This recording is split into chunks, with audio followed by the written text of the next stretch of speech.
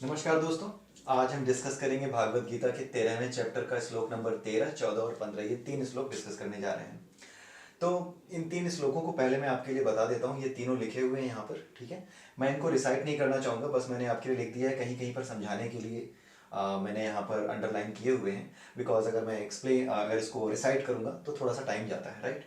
सो मैं क्या करूँगा कि इनको एक्सप्लेन करूँगा। आप जा करके 13, 14 और 15 जो वर्स है, श्लोक है, वो जा करके भागवत गीता में आपके पास कोई भी बुक हो या इंटरनेट पे जा करके कहीं पर भी इस श्लोक को देख सकते हैं, ठीक है। और इनकी मीनिंग भी वहाँ पर लिखी होगी हर एक वर्ड की, ठीक है।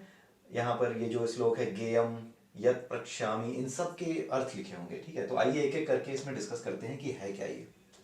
अभी तक आपने जितनी भी चीज़ें देखी हैं, उसके बाद अब जितने भी श्लोक इस चैप्टर में हैं वो आपके लिए बिल्कुल हल्के हो जाएंगे। मतलब बहुत ज़्यादा मेहनत आपको नहीं करनी पड़ेगी उनको समझने के लिए, यही खासियत है। कॉन्सेप्चुअली क्लियर हो गया, अब इनको समझने में ज़्यादा मेहनत नहीं करनी होगी। तो आपने जैसे देखा होगा कि जब ये चैप्टर शुरू हुआ था तो इस चैप्टर की शुरुआत में अर्जुन ने भगवान कृष्ण से ये पूछा कि मुझे आप ये बताइए कि जो क्षेत्र है वो क्या है, क्षेत्रज्ञ है वो क्या है, जो ज्ञान है वो क्या है, ज्ञेय यानी कि जिसको जानना है ज्ञान के माध्यम से वो क्या है, ठीक है। तो अभी तक भगवान कृष्ण ने क्या क्या बता दिया कि क्षेत्र क्या है, क्षेत्रज्ञ क्या है, ज्ञान क्या है, ये सारे के सारे पिछले श्लोकों में वो डिस्कस कर चुके हैं, ज्ञान किसे कहते हैं। अब वो बताने जा रहे हैं ज्ञेय के बारे में, यानी ज्ञेयम, जिसको जानना है। तो यहाँ पर उन्होंने इस 13वें श्लोक में ये बताया है कि ज्ञेय यानी इसको जिसको जानना है वो क्या है, किसे जानना है आपको, ठीक है।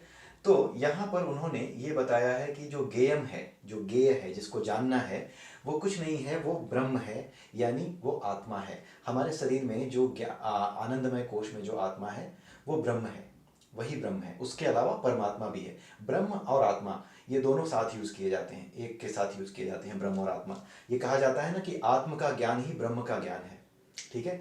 अपने आप को जान जाओ, ब्रह्म को जान जाओगे। तो इसीलिए जो जानने योग्य है वो ब्रह्म है, जिसको जानना है, ठीक है। तो यहाँ पर यही लिखा हुआ है कि ज्ञेय कौन है, वो जो आत्मा है, आपकी जो आत्मा है उसे ही जानना है, आपको अपनी आत्मा को जानना है, ठीक है। और उन्होंने ये बताया है कि ये जो आत्मा है ये क्या है, ये जो आत्मा है, ये जो ब्रह्म है, ये क्या है। ये उन्होंने ये बताया है कि ये मेरा ही अंश है। ये जो आत्मा है जो आपके अंदर है ये मेरा ही अंश है। परमात्मा तो है ही, लेकिन ये आत्मा परमात्मा का ही अंश है, ठीक है। आत्मा या ब्रह्म उन्हीं का अंश है, यानी उनके अधीन है। उन्होंने इसे कंट्रोल कर रखा है, वो इनके कंट्रोल में रहती है, ठीक है। अब इस चीज को समझने के लिए एक बार ये जरूर समझ लेते हैं परा और अपरा प्रकृति के बारे में। परा क्या होता है और अपरा क्या होता है ये समझना जरूरी है, ठीक है। परा का मतलब होता है वो जगह, वो लोक जहां पे परमात्मा का स्थान है, जहां पे परमात्मा रहता है, वहां पे सिर्फ और सिर्फ परमात्मा है, परब्रह्म है। परब्रह्म या परमात्मा एक ही है, ठीक है। और परा जो प्रकृति है उसके अंदर, जिसके अंदर परब्रह्म या परमात्मा रहते हैं, उसके भीतर आत्मा और ब्रह्म ये भी उन्हीं का हिस्सा है, ये उन्हीं का हिस्सा होते हैं, ठीक है।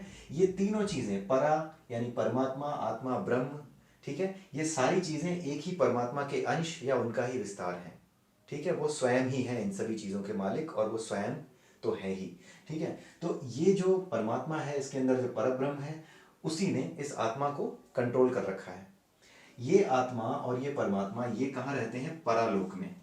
परालोक में कभी भी 24 गुण नहीं होते। वो जो 24 गुण हमने बात की थी ना, उन 24 गुणों का यहाँ पे अभाव होता है। वो 24 गुण यहाँ नहीं होते। ना तो यहाँ पे सत है, न रज है, न तम है, ये 3 गुण भी नहीं है। यहाँ पे मन, बुद्धि, अहंकार कुछ भी नहीं है। केवल और केवल परमात्मा है और उसके अधीन आत्मा है, ठीक है। जिसमें हम रहते हैं वो है ये अपरा, जिसके अंदर हम रहते हैं, जिसके बारे में बात की जा रही थी। क्षेत्र कहाँ रहता है, क्षेत्र यहाँ रहता है, क्षेत्रज्ञ भी यहाँ रहता है, ठीक है। जिसे ज्ञान लेना है वो भी यही है, क्योंकि क्षेत्र क्षेत्रज्ञ हमारा शरीर ही तो है। तो हमारा जो शरीर है वही तो ज्ञान लेगा। तो वो सारी चीजें यहाँ पे हैं, अपरा में हैं। अपरा में 24 तत्व हैं, मन है, बुद्धि है, अहंकार है, 3 गुण हैं। यहाँ पे लड़ाई है, झगड़े हैं, इन्हीं 24 तत्वों के रिएक्शन की वजह से हैं। लेकिन यहाँ पर कुछ नहीं है, क्योंकि इन जो 24 तत्व हैं इन गुणों की वजह से यहाँ पर बवाल है। लेकिन यहाँ पर क्या है, परम शांति है। क्यों? क्योंकि यहाँ पे ये 24 गुण है ही नहीं। तो परमात्मा क्या है, इन 24 गुणों की बनी हुई अपरा शक्ति का मालिक है, लेकिन इससे अलग है, ठीक है। और ये चलती कैसे है, ये 24 तत्व क्या चला लेंगे? नहीं, ये 24 तत्व तभी चलाते हैं जब ये आत्मा यानी परमात्मा का अंश इसमें यानी अपरा में परमात्मा का अंश आत्मा, जब ये आत्मा अपरा में मिला दिया जाता है तब जाकर के ये प्रकृति चलने लगती है। अलग अलग प्रकार की इच्छाओं की वजह से, अलग अलग प्रकार की वासनाओं की वजह से जितने तरह की वासनाएं होती हैं और जितने तरह की वासनाओं को पूरा करने के लिए जिस तरह का शरीर चाहिए, उसी तरह का शरीर यहाँ पे, उतने तरह के शरीर यहाँ पे निर्मित होते हैं। कुल मिलाकर 84 लाख योनियों की बात की जाती है। तो ऐसा माना जाता है कि 84 लाख प्रकार के जीव इन 24 तत्वों की जो रासायनिक क्रिया से होने वाली जो इच्छाएं हैं, उन इच्छाओं से, उन वासनाओं से बन सकते हैं, उन वासनाओं को पूरा करने के लिए बनाए जा सकते हैं। ठीक है। अब जैसे अगर आपको कोई ऐसा यंत्र बनाना है जो किसी आदमी का सिर काट दे, तो आप उसमें नुकीलापन, उसमें धारदार चीजें लगाओगे। ठीक है। अगर कोई ऐसा बनाना है जो कि आदमी का सर ना काट सके, बस उसे चोट पहुंचा सके, शरीर पे निशान बना ले, तो आप क्या बनाओगे? उसी हिसाब से एक डंडा बनाओगे। ठीक है। तो उसी प्रकार से जैसे ये तत्व होते हैं, इन तत्वों की जैसी तत्वों की वजह से जितने प्रकार के जीव संभव हैं, जितने प्रकार की वासनाएं संभव हैं, उन सभी वासनाओं को जीने के लिए उतने प्रकार के जीव यहाँ उत्पन्न हो जाते हैं। जैसे ही ये आत्मा, ढेर सारी आत्माएं, एक आत्मा नहीं है, परमात्मा एक है, लेकिन ढेर सारी आत्माओं के रूप में फैला हुआ है। ये सारी आत्माएं उस परमात्मा का अंश हैं। ये ब्रह्म उसी परमात्मा का अंश है। तो उसको यहाँ मिला दिया जाता है। जब उसे यहाँ मिला दिया जाता है तो यहाँ पर क्या होता है? आत्मा के मिलाते ही इसके ऊपर इन 24 तत्वों की वजह से 5 कोष निर्मित हो जाते हैं, अलग अलग वासनाओं के प्रकार से। ठीक है। कोई जीव ऐसा है जो कि मांस खाता है, कोई जीव ऐसा है जो कि हम नहीं खाना चाहते, जो हम बाहर विष्ठा के रूप में निकालते हैं, उसे खाता है, जैसे सुअर है। ठीक है। तो जितने प्रकार की चीजें हो सकती हैं, जितने प्रकार की वासनाओं के अनुसार, जितने प्रकार की वासनाएं यहाँ पर इन 24 तत्वों की क्रिया से, इन 24 तत्वों के रिएक्शन से हो सकती हैं, वो सारी संभव योनियां, वो सारे संभव 84 लाख योनियां यहाँ पर इस आत्मा के मिलाए, इन आत्माओं के मिलाए जाने के बाद बनती हैं।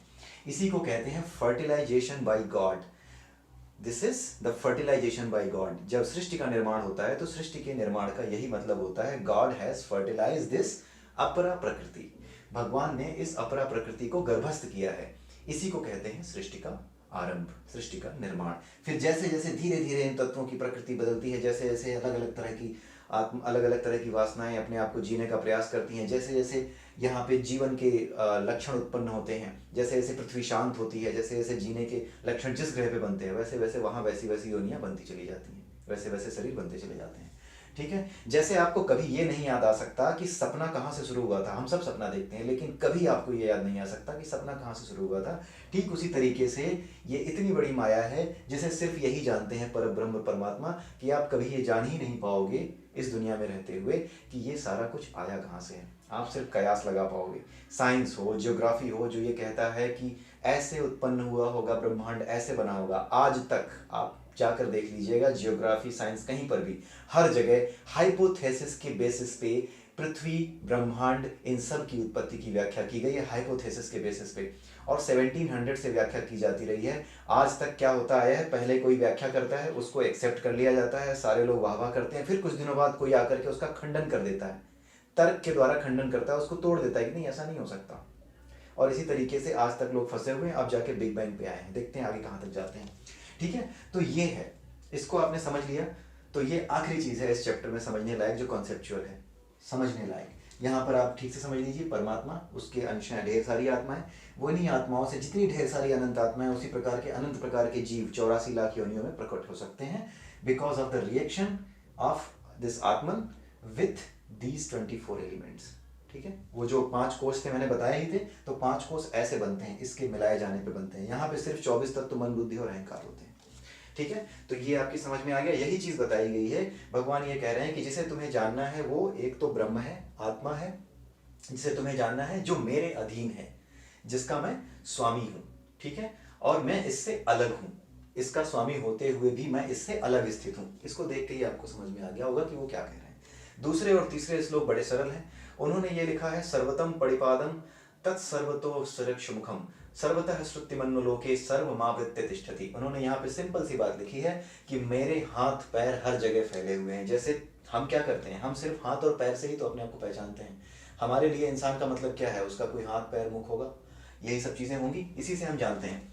लेकिन ईश्वर परमात्मा क्या कहते हैं, भगवान कृष्ण क्या कहते हैं कि मेरे हाथ पैर भी हैं, वो तुम्हारी कल्पना से परे हैं, तुम उनकी कल्पना भी नहीं कर सकते। मेरे हाथ पैर भी हैं, और वो क्या हैं, वो यहाँ पर भी हैं और उनकी शक्ति यहाँ पर भी फैली हुई है आत्मा के रूप में, उनके अंश के रूप में, तो वो हर जगह फैले हुए हैं। यही चीज यहाँ पर उन्होंने बताई है। सर्वतः पाणिपादम सर्वतो सिरोक्षमुखम, मतलब मेरे हाथ पैर और सिर मुख हर जगह फैले हुए हैं, कहीं ऐसा कुछ भी नहीं है जहाँ पे मैं फैला हुआ नहीं हूँ। हर जगह मैं फैला हुआ हूँ, किसी न किसी रूप में, कोई जगह खाली नहीं बची है मुझसे, मैं हर तरफ व्याप्त हूँ, यही इसका मतलब है। ठीक है, तो ये 14वां श्लोक है। 15वां भी आसान है। ठीक है, सर्वेंद्रिय गुणाभासम सर्वेंद्रिय विवर्जितम असक्तम सर्वभृच्चैव निर्गुणम गुणभोक्तश्च। उन्होंने यहाँ पे बताया है कि मेरी जितनी भी इंद्रियां हमारे अंदर हो सकते हैं, उन सब का मैं स्वामी हूँ। ठीक है, उन इंद्रियों के जितने गुण हो सकते हैं, तत्व जितने भी हो सकते हैं, ठीक है, उन सभी तत्वों का स्वामी मैं हूँ। ठीक है, और इससे अलग भी हूँ। क्यों? क्योंकि भाई परा में स्थित है, वो परमात्मा, वो परा में है, ये अपरा है। वो परा में होने की वजह से और इसमें फैले होने की वजह से, इसको जानने की वजह से, इसके बनाने वाला होने की वजह से इसको भी जानते हैं। ठीक है, लेकिन खुद ऊपर स्थित है। यानी आप ऐसे समझ लीजिए कि आप एक घड़ी बनाने वाले हो जिसने एक घड़ी बना दी है। आप घड़ी बनाने वाला अलग और घड़ी खुद अलग। तो ये जो घड़ी है उसे आप पृथ्वी, ये जो आपका ब्रह्मांड है उसे मान लीजिए जिसमें आप पैदा होते हैं, और जो घड़ी बनाने वाला है उसकी तुलना भगवान से कर लीजिए कि जिसने बनाया है और जो घड़ी उसके अधीन है, जो वो घड़ी को जानता है। तो यही चीज भगवान कृष्ण ने यहाँ कही है कि मैं सभी गुणों का, चाहे जितने भी गुण हों, तत्व हैं, और गुण कौन से हैं, सतगुण रजगुण तमगुण, ये तीनों गुणों का स्वामी होने के बावजूद भी मैं उनसे अछूता हूँ, मुझे ये गुण प्रभावित नहीं कर सकते। यानी इस दुनिया में रहने वाला आदमी इन तत्वों के अनुसार प्रतिक्रिया दे सकता है, दुखी सुखी अहंकारी हो सकता है, लेकिन परमात्मा कभी ऐसा नहीं हो सकता। उसके अंदर ये गुण नहीं हो सकते कि हाँ वो कभी दुखी हो, सुखी हो, कभी इस तरह की चीजें महसूस करे। वो गुस्सा करता हुआ दिखेगा लेकिन अनासक्त होगा, वो काम करता हुआ दिखेगा लेकिन उसके काम का कोई वो नहीं होगा, किसी कर्म में उसकी कोई इच्छा नहीं होगी, क्योंकि उसको सब पता है, उसके लिए कुछ भी ऐसा नहीं है जो प्राप्त करने लायक ना हो और वो प्राप्त ना कर सके। वो हर चीज प्राप्त कर सकता है, उसे हर चीज प्राप्त है। ठीक है, तो एक तरीके से ऐसा है कि अपरा आप ऐसा समझ सकते हो कि अपरा जो है वो किराए का कमरा है और ये मकान मालिक है। ठीक है, जानते सब है कि ये मकान मालिक अपने मकान को जानता है, सब कुछ जानता है, लेकिन उससे अलग रहता है, किराए में आपको रहने देता है। ठीक है, ये चीज है। तो ये चीज है पूरी, और यही चीज यहाँ समझाई गई है। सर्वेंद्रिय गुणाभासम सर्वेंद्रिय विवर्जितम, विवर्जितम मतलब इससे अलग, सभी गुणों का स्वामी होने के बाद भी, यानी 24 तत्व और 3 गुण, ये जितनी भी चीजें अपरा में हैं जिसे हम महसूस करते हैं, उन सभी का स्वामी होने के बावजूद भी मैं इससे अलग हूँ। तो ज्ञेय के बारे में उन्होंने क्या बताया? आत्मा या ब्रह्म को जानना है, आत्म को जानना, ब्रह्म को जानना है। ठीक है, इसलिए कभी भी कोई आदमी जो ज्ञान ले लेता है, वो मैं क्या महसूस करता है, अहम ब्रह्मास्मि, ये कहने की जो है उसको इजाजत होती है, उसे इस बात की इजाजत है कि वो ये कह सके कि अहम ब्रह्मास्मि, मैं ही ब्रह्म हूँ। लेकिन कोई कितना भी बड़ा ज्ञानी हो कभी ये नहीं कह सकता अहम पर ब्रह्मास्मि, मैं परमात्मा हूँ, ये नहीं कह सकता कोई कितना भी बड़ा ज्ञानी हो।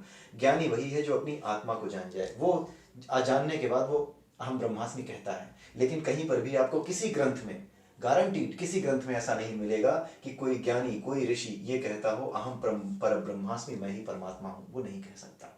वो परमात्मा का स्वरूप होता है, आत्मा होने की वजह से, आत्मा को जान जाने की वजह से परमात्मा का स्वरूप हो जाता है, उसे ही कॉन्सेप्चुअली अवतार कहा जाता है।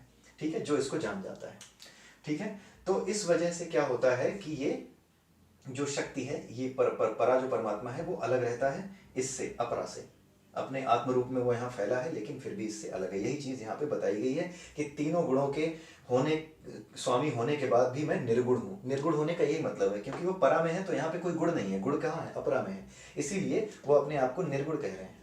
ठीक है, तो उन्होंने ज्ञेय के बारे में क्या बताया कि आपको जानने लायक क्या है, आत्मा, अपनी आत्मा को पहचानना, ब्रह्म को जानना, आत्मा या ब्रह्म को जानना ज्ञेय है। यानी जानने योग्य क्या है, आत्मा है और ब्रह्म है, इसके अलावा जानने योग्य कुछ नहीं है। उसके बाद उन्होंने अपने बारे में बताया कि एक तो वो ज्ञेय है जो मेरे अधीन है, और एक मैं हूं जिसके अधीन सब है। इस श्लोक में उन्होंने ज्ञेय के बारे में बताया, आत्मा के बारे में, इस श्लोक में इन्होंने इसके बारे में, अपने बारे में बताया है। और यहाँ पे उन्होंने ये बताया है कि इन जितने भी गुण और जितने भी प्रकृति के तत्व हैं, उनमें से कोई भी मुझे प्रभावित नहीं करता। ये चीज उन्होंने बताई है। उसका कारण समझने लायक है और समझने में कोई दिक्कत नहीं होनी चाहिए। क्यों? क्योंकि ये सेल्फ एक्सप्लेनेटरी है कि जब वो इसमें है ही नहीं, इन 24 तत्वों वाली दुनिया में है ही नहीं, उनकी दुनिया ही अलग है, तो वो इन गुणों से प्रभावित भी नहीं हो सकते, यानी वो निर्गुण है। तो अगले वीडियो में हम फिर कुछ नए श्लोक लेकर आएंगे, तब तक के लिए